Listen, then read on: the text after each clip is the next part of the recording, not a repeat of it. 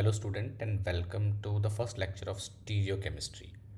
तो स्टीरियोकेमिस्ट्री में ज़्यादातर बच्चों को डाउट आता है द रीज़न बिहाइंड कि इसमें जो स्ट्रक्चर्स हैं वो थ्री डायमेंशनल है। तो लेक्चर वन में आज हम सिर्फ ये पढ़ेंगे कि थ्री डायमेंशनल स्ट्रक्चर क्या होता है और उसको अगर हम अपने नोटबुक में ड्रॉ करना चाहें तो कैसे करेंगे। तो फर्स्ट लेक्चर इसी के ऊपर बेस्ड है कि 3D मॉलिक्यूल्स को पेपर में क्यों लिखते हैं और कैसे लिखते हैं और उसके क्या रूल्स हैं। लेट्स से ये एक इमेज है किसी भी इंडिविजुअल की जो एक्सरसाइज कर रहा है और उसके हाथ लंबे हैं और इसको आप अपनी नोटबुक में ड्रॉ करना चाहते हो। तो ये तो एक 2D इमेज है। तो अगर आप इसको अपने नोटबुक में ड्रॉ करोगे तो बहुत इजीली कर दोगे। ये रही आपकी नोटबुक, आपने ये ड्रॉ कर दिया, राइट। तो ये 2D इमेज थी और आपकी जो नोटबुक है वो भी 2D है क्योंकि इसमें दो ही डायमेंशन है। देखो, एक ये एक्सिस है और एक ये वाली एक्सिस है। तो जब कोई ऐसा इंडिविजुअल होगा तो वो दो एक्सिस की वजह से आप उसको अपने नोटबुक में इजीली ड्रॉ कर लेते हो। लेकिन लेट्स से यही इंडिविजुअल एक्सरसाइज कर रहा है, इसके हाथों में डंबल है और वो हाथ उसके आपकी तरफ है। अब इसको अगर आप नोटबुक में ड्रॉ करना चाहते हो तो देखो, जब अगर आप इसको नोटबुक में रखते हो तो क्या ये पूरा इंडिविजुअल नोटबुक में आ गया? Answer is no. The reason behind कि इसकी जो ये पूरी बॉडी है वो आप नोटबुक में ला पा रहे हो, लेकिन ये जो इसके हाथ हैं क्योंकि वो आपकी तरफ हैं तो वो आपके नोटबुक से एक्चुअल में बाहर आ रहे होंगे। इसका मतलब है ये इमेज जो है वो 3D इमेज है और हमारी जो नोटबुक है उसमें सिर्फ दो ही एक्सिस हैं, एक्स और वाई। तो ये वाली जो लाइन है जो हाथ उसके ऊपर की तरफ आ रहे हैं, तो अब आप उसको ऐसे एक्सप्लेन करोगे कि ये आदमी तो मेरी नोटबुक में है, लेकिन जो उसके हाथ जिसमें ये डंबल रखे हुए हैं वो नोटबुक से ऊपर की तरफ है। तो आप एक सिंपल से आदमी को जब आप 3D में लिखते हो तो आपको बहुत कुछ समझाना पड़ता है कि यार ये हाथ तो उसके ऊपर की तरफ है। अब मॉलिक्यूल्स में तो ऐसे 3D बहुत सारे होंगे, तो उनके कुछ फिक्स्ड रूल तो होने चाहिए। एक एग्जांपल लेते हैं मीथेन का। अब देखो, CH4 में कार्बन की हाइब्रिडाइजेशन sp3 है और हमें पता है sp3 का मतलब टेट्राहाइड्रल होता है, दैट इज़ 109। 109 का स्ट्रक्चर इस टाइप का बनता है। ये 2D स्ट्रक्चर है या 3D? तो आंसर है ये 3D स्ट्रक्चर है। तो मैं एक स्ट्रक्चर मीथेन का आपको दिखाता हूँ। ये एक्चुअल स्ट्रक्चर है CH4 का, मीथेन का, ठीक है, जिसमें ये वाली जो बॉल है वो कार्बन है और ये जो ब्लू वाली बॉल आपको दिख रही है 4, वो हाइड्रोजन है। ज़रा ध्यान से देखो कि अगर मैं इस मीथेन को आपके नोटबुक में रखूँगा तो वो 1, 2, 3, ये तीन ही एटम को आपके नोटबुक में रख सकता है। लेकिन ये जो कार्बन है वो नोटबुक से थोड़ा ऊपर है और ये हाइड्रोजन भी ऊपर है। तो क्या इस मॉलिक्यूल को नोटबुक में रखा जा सकता है? आंसर इज़ नो, क्योंकि इसमें मल्टीपल प्लेन है। अब प्लेन का मतलब बहुत ही ध्यान से सुनना है। मान लेते हैं कि मैं इसमें एक प्लेन बनाता हूँ, ठीक है।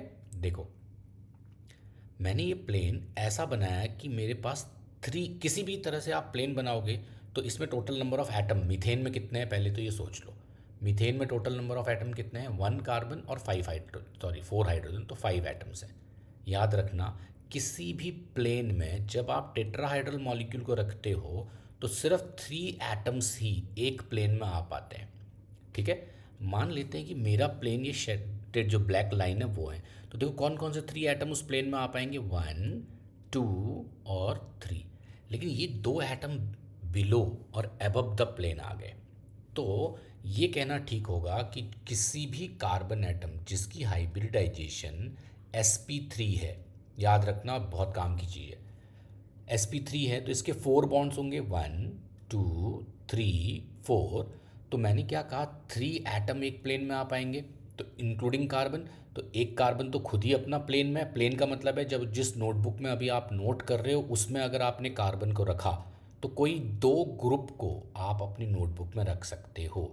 या तो इसको नोटबुक में रख लो या तो इसको नोटबुक में रख लो।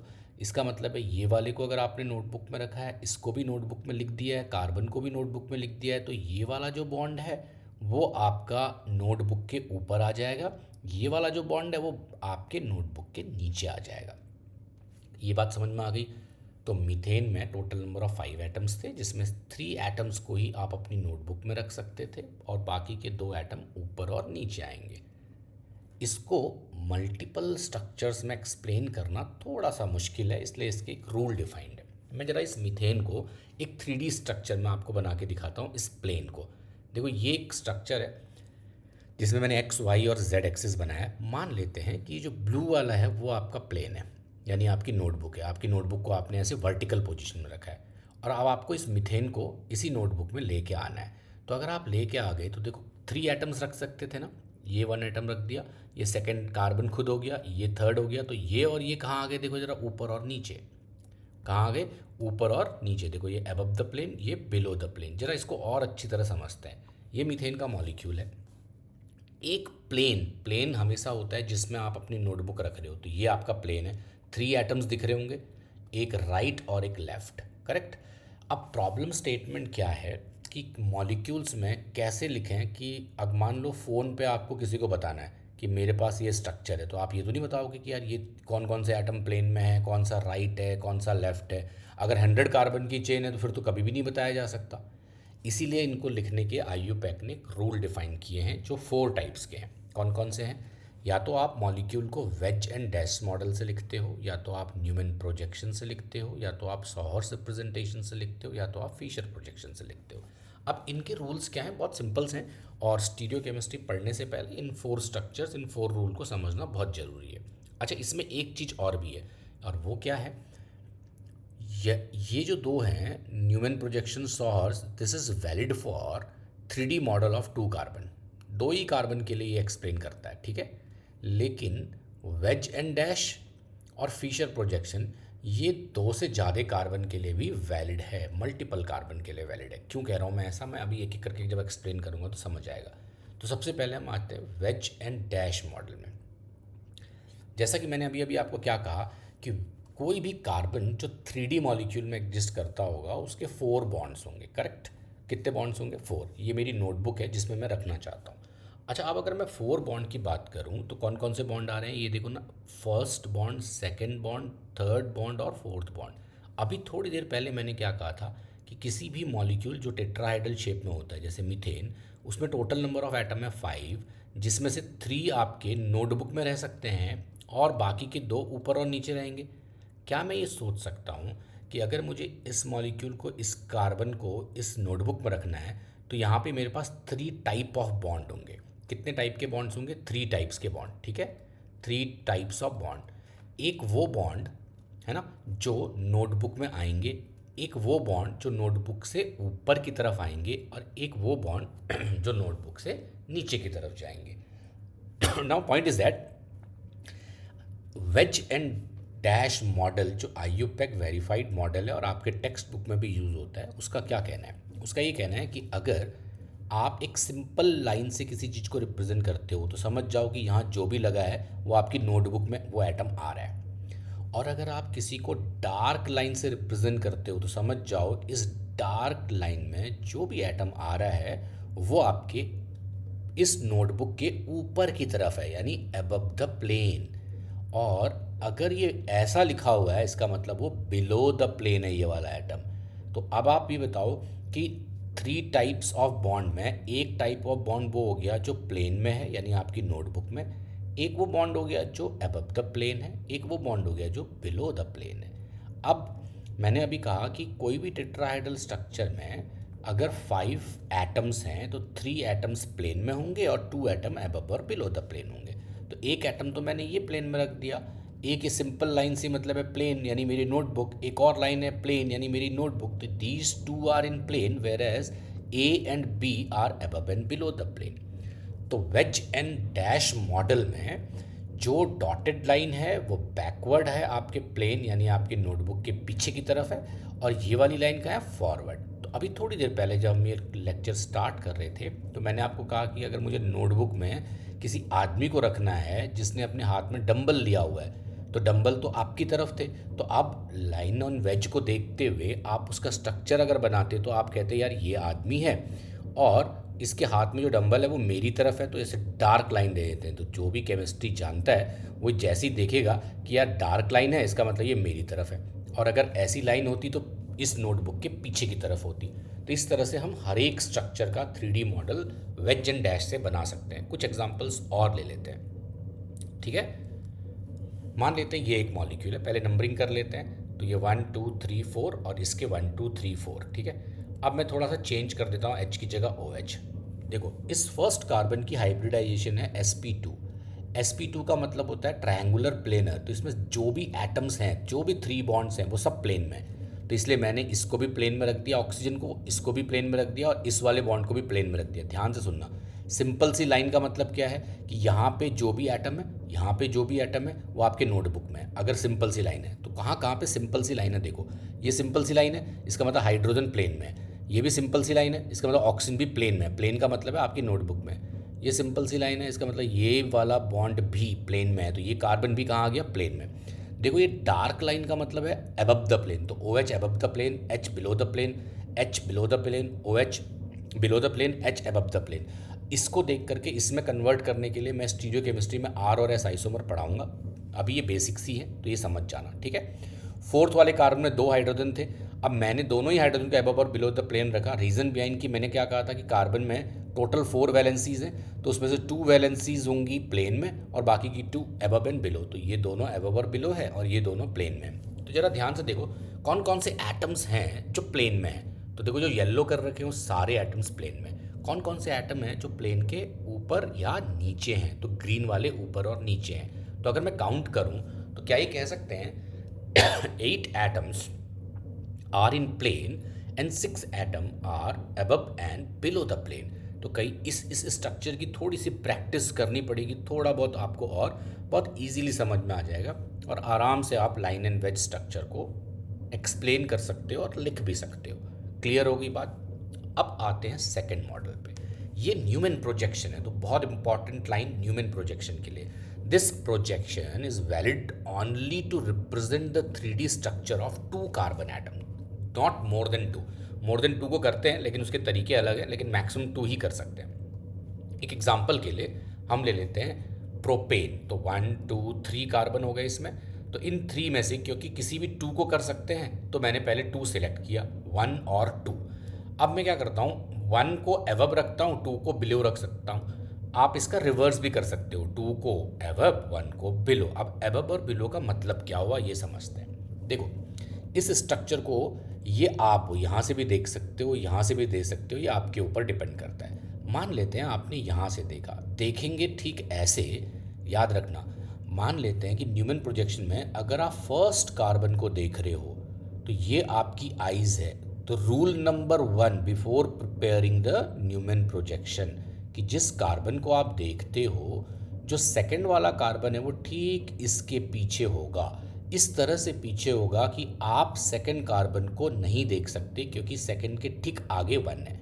देखो अगर आप यहाँ से देखोगे तो वो गलत तरीका है देखने का, न्यूमैन प्रोजेक्शन का नहीं है। तो Newman projection IUPAC nomenclature defined है, वो सबसे पहले आपको बताता है कि मॉलिक्यूल को देखना कहाँ से है। तो आप यहाँ से देखोगे कहाँ से, ऐसे कि आप देखो ये पहली बात तो ये 2 ही कार्बन के लिए वैलिड है। दूसरी बात कि अगर ये आप यहाँ से देख रहे हो तो आपको फर्स्ट कार्बन दिख रहा है लेकिन आपको सेकंड कार्बन नहीं दिखना चाहिए, लेकिन यहाँ से देखोगे तो आपको दोनों दिखेगा। तो रूल क्या है कि आप ऐसे देखो कि फर्स्ट दिखे, सेकंड ठीक उसके पीछे आए। तो देखो ये मेरी आइज़ हैं, तो मैं देख रहा हूँ तो ये मुझे फर्स्ट वाला कार्बन दिख रहा है ना। देखो फर्स्ट वाला कार्बन दिख रहा है और ठीक उसके पीछे सेकंड है जो नहीं दिख रहा। तो अगर मैं यहाँ से लूँ और इसका एक फ़ोटोग्राफ ले लूँ तो क्या ये कहना ठीक है कि फर्स्ट कार्बन मुझे यहाँ पे दिखेगा और इसके 3 हाइड्रोजन मुझे ऐसे दिखेंगे और सेकंड कार्बन जो मुझे नहीं दिख रहा वो इसके पीछे है और उसमें मिथाइल हाइड्रोजन और H लगा है। देखो मिथाइल हाइड्रोजन और H लगे हुए, ये हाइड्रोजन, ये मिथाइल और ये हाइड्रोजन, ये सेकंड कार्बन में और ये थर्ड कार्बन है ये वाला। क्लियर है। लेकिन अगर मैं यहाँ से देखूंगा तो सेकंड वाला मेरा फर्स्ट हो जाएगा, तो ये मेरा क्या हो जाएगा, फर्स्ट वाला कार्बन हो जाएगा। ये सेकंड कार्बन है, ये फर्स्ट कार्बन है और थर्ड मुझे नहीं दिख रहा क्योंकि अगर मैं यहाँ से देख रहा हूँ तो फर्स्ट वाला पीछे चला गया है ना, और थर्ड यही है, ये ऊपर आ गया। अब इसको देखने के लिए यहाँ देखो ज़रा, ये मैंने 2 कार्बन्स का मॉडल लिया है। तो ये 2 कार्बन का मॉडल को जब ये या इस पोजीशन पे आए कि सेकंड ना दिखे तभी न्यूमैन बन सकता है। कुछ स्ट्रक्चर न्यूमैन का और भी देखते हैं। मान लेते हैं कि ईथेन का मॉलिक्यूल है। ईथेन का मॉलिक्यूल ये देखो ऐसा होता है। मैंने एक इमेजिनरी प्लेन दिया हुआ है, ये प्लेन है ठीक है, जो इस 2 मॉलिक्यूल को काट रहा है। तो अगर तुम्हें इसका न्यूमैन बनाना है तो आप व्यूअर कहाँ से देखेगा, व्यूअर देखेगा इस पॉइंट से, तभी उसको इस सेकंड वाला कार्बन नहीं दिखेगा, फर्स्ट दिखेगा, सेकंड नहीं दिखेगा। अब उसको फर्स्ट दिख रहा है, तो ये फर्स्ट जो उसको दिख रहा है वो एक सर्कल बना लो, और जो फर्स्ट वाला दिख रहा है फर्स्ट कार्बन, उसमें 3 हाइड्रोजन आपको दिख रहे हैं, वो 3 हाइड्रोजन ऐसे दिखा दो, 1 2 3, और ये फर्स्ट कार्बन है ना? कौन सा कार्बन है? ये वाला फर्स्ट कार्बन। अब ठीक इसके पीछे सेकंड है, आपको नहीं दिख रहा है इसलिए आप छोड़ दो, लेकिन हाइड्रोजन तो दिख रहे हैं, तो आप यहाँ पे 3 लाइन और दिखाओ और ये हाइड्रोजन हो गए। तो ये आपका जो प्रोजेक्शन बन के आ रहा है वो क्या है? Newman projection. क्लियर है? एक एग्जांपल और लेते हैं। अब मैंने ब्यूटेन का लिया है, मैंने अभी अभी आपको क्या कहा था कि ब्यूटेन के एग्जांपल मैंने दो ही कार्बन के लिए न्यूमैन वैलिड है। थोड़ा सा नंबरिंग कर लेते हैं, मान लो ये 1 है, ये 2 है, ये 3 है और ये 4 है। अब अगर ब्यूटेन में भी आपको बनाना है तो याद रखना न्यूमैन तो 2 ही कार्बन के लिए वैलिड है, तो आप 2 और 3 के बीच में बनाना चाहते हो, 3 और 4 के बीच में बनाना चाहते हो, 1 और 2 के बीच में बनानी, आपके ऊपर डिपेंड है। फॉर एग्जाम्पल अगर आप यहाँ से देखोगे, है ना, तो 1 दिखेगा 2 नहीं दिखेगा, तो आप 1 और 2 के बीच में बना रहे हो, तो कैसे बनाओगे देखो। तो अब आप एक लाइन बना लो, फर्स्ट कार्बन जो आपको दिख रहा है उसको ऊपर रखो, ठीक है? कितने हाइड्रोजन है उसमें? 3, 1 2 3, ये हो गया हमारा फर्स्ट कार्बन। अब जरा सोचो, फर्स्ट कार्बन किससे लगा हुआ है? सेकंड, जो आपको नहीं दिख रहा, तो उसमें कितने बॉन्ड्स हैं? 3, 1 2 3। अब जो सेकंड कार्बन है ना, उसमें कितने कौन कौन से एटम्स अटैच्ड हैं 3 बॉन्ड्स के साथ? हाइड्रोजन है, और 3 और फोर्थ कार्बन है, तो एक जगह हाइड्रोजन आ गया, एक जगह हाइड्रोजन आ गया, और एक जगह थर्ड कार्बन CH2 और CH3 हो गया। तो ये फर्स्ट कार्बन पीछे हो गया सेकंड कार्बन, ये हो गया थर्ड कार्बन, ये हो गया फोर्थ कार्बन। तो मैंने 1 और 2 के बीच में बनाया। लेकिन मान लो आप व्यूअर हो और आप यहाँ से देखते हो, तो आप 3 को देख रहे हो, उसके पीछे 2 है, तो जो दिख रहा है वो ऊपर है तो वो 3 है, जो नहीं दिख रहा वो पीछे है वो 2 है। अब 2 के साथ क्या लगा हुआ है? 1 मिथाइल, और जो आपका थर्ड कार्बन है उसमें क्या लगा है? फोर्थ वाला मिथाइल। तो देखो ये इस टाइप से बनेगा। तो आप इस टाइप से मल्टीपल कार्बन का भी बना सकते हो, लेकिन किसी भी 2 ही कार्बन के लिए न्यूमैन वैलिड होता है, क्योंकि वही 2 कार्बन एक लाइन में आते हैं, एक ये कार्बन, और व्यूअर ऐसे देखता है कि उसको एक कार्बन दिखाई दे, दूसरा ठीक उसके पीछे दिखाई दे और वो ना दिखे, और बाकी के बॉन्ड्स आप उसको इस तरह से रिप्रेजेंट करते हो। तो ये 3D मॉलिक्यूल का न्यूमैन प्रोजेक्शन है। अब आते हैं हम सॉहर्स रिप्रेजेंटेशन में। अगेन इट डिपेंड अपॉन कि आप कैसा व्यू दे रहे हो। एक एग्जांपल लेता हूँ मैं कि लेट्स से हमने एग्जांपल लिया 2 हाइड्रोक्सी ब्यूटेन का, ठीक है? अच्छा, अब अगर मैं सेकंड और थर्ड का न्यूमैन बनाऊँ तो देखो ऐसा बनेगा, है ना? देखो ये फर्स्ट कार्बन हो गया, ये सेकंड कार्बन हो गया, ये थर्ड कार्बन हो गया, और ये फोर्थ कार्बन हो गया। मैंने किस किस के बीच में बनाया? सेकंड और थर्ड, यानी व्यूअर कौन है? मैं। तो मैं यहाँ से देख रहा हूँ, तो सेकंड मेरा फर्स्ट कार्बन है, तो मैंने यहाँ लिख दिया सेकंड। उसके ठीक पीछे थर्ड है, देखो थर्ड है, और थर्ड के साथ क्या लगा है? फोर्थ, देखो फोर्थ है। और सेकंड वाले में ना एक मिथाइल भी लगा हुआ है, इसलिए मैंने सेकंड में एक मिथाइल भी लगा दिया। सेकंड में एक OH भी लगा हुआ है, तो सेकंड में एक OH भी लगा दिया। न्यूमैन तो सीख गए आप। अब अगर सॉहर्स प्रोजेक्शन बनाते हैं, बहुत इंपॉर्टेंट चीज़, न्यूमैन प्रोजेक्शन में मैंने आपको बताया कि ये कार्बन था और ये कार्बन था, 2 ही कार्बन के लिए वैलिड है। आप यहाँ से देखते हो कि एक कार्बन दिखे और उसके ठीक पीछे दूसरा। सॉहर्स में आप यहाँ से देखोगे ऐसे कि बॉन्ड के बीचों बीच दिखाई दे, करेक्ट? 2 ही कार्बन के बीचों बीच, तब सॉहर्स बनते हैं। तो अगर आप यहाँ से देखते हो कि आपको एक कार्बन दिखे और उसके पीछे दूसरा है तो न्यूमैन। अगर आप बॉन्ड की तरफ देखते हो कि आपको बॉन्ड दिख रहा है और साथ में 2 कार्बन है तो सॉहर्स। तो सॉहर्स अब मुझे बनाना था, तो न्यूमैन को मैं बीचों बीच देखूंगा, है ना? तो देखो कैसे दिखेगा, ये मैं व्यूअर हूँ, तो ये 2 कार्बन्स दिख गए। अब देखो इस वाले, ये जो सेकंड कार्बन था ना, उसमें एक मिथाइल ग्रुप लगा हुआ है, देखो फर्स्ट वाला, और यहाँ क्या लगा है? OH, यहाँ क्या लगा? H, देखो मिथाइल HOH। और इधर वाले कार्बन में एक हाइड्रोजन यहाँ है, एक हाइड्रोजन यहाँ है, और फोर्थ वाला मिथाइल नीचे है। तो अब ये देखने में एक हॉर्स जैसा लग रहा है, क्योंकि इसमें 4 लेग्स हैं। 4 लेग्स में इसलिए कह रहा हूँ क्योंकि अभी तो मैं अगर इसी स्ट्रक्चर को ऐसे बनाता तो देखो ये एक हॉर्स जैसा दिखता तुम्हें। 1 2 3 4 हॉर्स, ये उसका हेड हो गया, ये उसकी टेल हो गई, तो ये सॉहर्स प्रोजेक्शन हो गए। क्लियर? तो वो किसी भी 2 कार्बन के लिए आप सॉहर्स प्रोजेक्शन ड्रॉ कर सकते हो, और ये आपके ऊपर डिपेंड करता है कि आप किस कार्बन के लिए सॉहर्स बनाते हो। तो ये थर्ड प्रेजेंटेशन है 3D मॉलिक्यूल को नोटबुक में लिखने का। अब आते हैं हम फोर्थ। एक एग्जांपल मैं सॉहर्स का और ले रहा हूँ, कुछ एग्जांपल आपको खुद भी ड्रॉ करने पड़ेंगे, थोड़ी सी प्रैक्टिस करोगे तो बहुत आराम से समझ में आ जाएगा। लास्ट प्रोजेक्शन होता है फिशर प्रोजेक्शन। फिशर प्रोजेक्शन क्या है समझना, ये मैंने ना लाइन एंड वेज बनाया है। तो देखो ये कार्बन sp3 हाइब्रिडाइज होगा, तो ये OH ग्रुप का है अबव द प्लेन, ये H ग्रुप का है बिलो द प्लेन, ये मिथाइल का है इन द प्लेन, Cl का है बिलो द प्लेन, H का है अबव द प्लेन। तो अगर मैं एक बार इसको ये देखूं कि कौन कौन से एटम प्लेन में हैं, तो देखो मैंने जिसको येलो मार्क किया है वो सारे प्लेन में हैं। अब फिशर प्रोजेक्शन में हम क्या करते हैं कि जो भी प्लेन में हैं उनको इस टाइप की एक लाइन में रख देते हैं, वर्टिकल लाइन, और जो राइट और लेफ्ट आता है उसको हॉराइजेंटल लाइन बना देते हैं।